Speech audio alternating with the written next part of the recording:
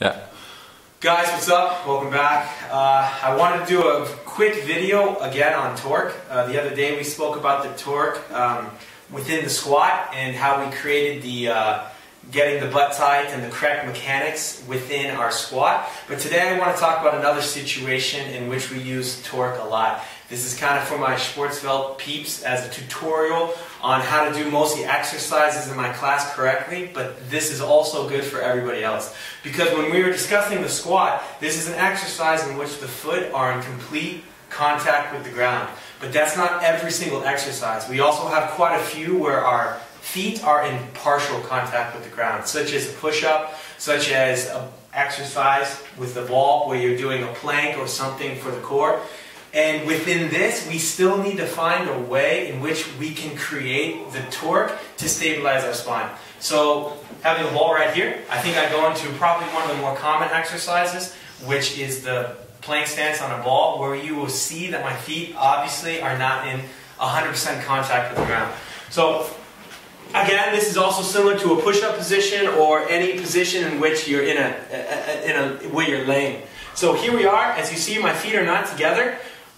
My feet can be very wide apart, or my feet can be together. And many times the questions I get within my class or with physio clients or within athletes is which one is correct, which one is worse, or which one is the best. And most of the time the answer I get is, well, as long as your spine is stabilized and your stomach is contracted, they're all okay.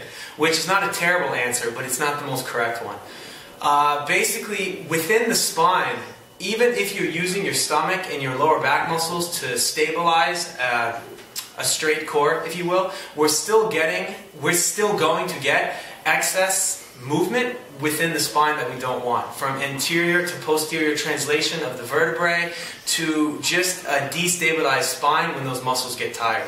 So what we like to do is, as in the squat, create this torque which causes the butt to contract and takes the pressure off that lower back. So the way we have to do this when our feet are not in 100% contact with the ground is we have to basically create an artificial torque, if you will, because we can't create this turning motion into the ground because our feet are not in contact enough with the ground to create this. So what we do is we just squeeze the butt. So going back to the plank exercise, I would then tell the athlete to put his feet together and work more on squeezing the butt to create that torque, allowing his spine to be stabilized, and in return, making his stomach work harder. So while a plank stance is supposed to work your entire core, and if you squeeze your butt, you notice right away that it's much more difficult on your stomach, but you'll also realize that that pressure within your spine is now taken away. A great example to see the difference in this is to have your feet apart, focus on doing an exercise where you roll out, and as you come out,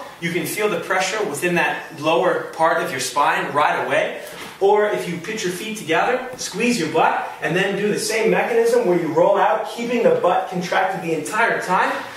The first thing you'll notice is on the stomach, it's extremely difficult and it's much harder than the previous way, but you also notice that uncomfortable feeling or that overextension that you might get within your lower spine is taken away and that pain is gone.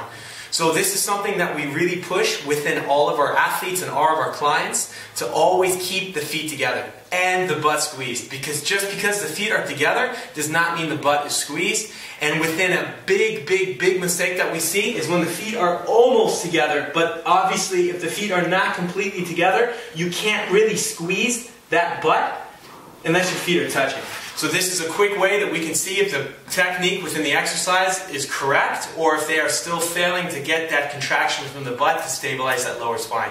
And if any of you guys have seen a lot of Kelly Starrett's videos in the States, you notice when he talks about the push-up, he speaks about some torque created in the upper body, which we'll discuss later, but you always will see the feet together and the butt tight, always stabilizing that spine. So right away, if you see someone doing a push-up like this, or their feet almost together, and that butt is not as hard as a rock, we know fundamentally right away that that technique is not 100% correct. So again, all these exercises, from a push-up to a ball to any other one where your feet are not 100% within contact with the floor, that needs to have those feet together and the butt tight. A quick note, when your feet are together on the floor, such as a bicep curl or a shoulder press. While it also is correct to create that create that torque and have the bicep curl or the shoulder press within this position. If you want to make it a bit harder by making your base of support a bit smaller, you can also put your feet together, work on squeezing that butt, and then do the same exercise, the bicep curl or the shoulder press or whatever other exercise you may be doing. However, you need to make sure you have one of the two positions while standing, either feet a bit more than shoulder width apart, creating that torque, or your feet together and the butt squeezed. So again, if your feet are in contact with the ground, you have two options.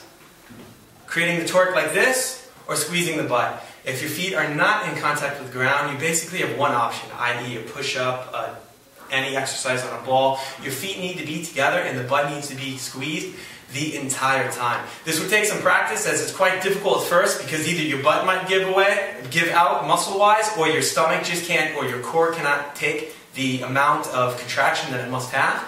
But within practice, this will get better. You'll notice the movement, the unwanted movement in your lower spine dissipating and going away, and most likely you'll notice yourself getting stronger and maybe some back pain you never even really realized you had going away. So hope that made sense, and until next time.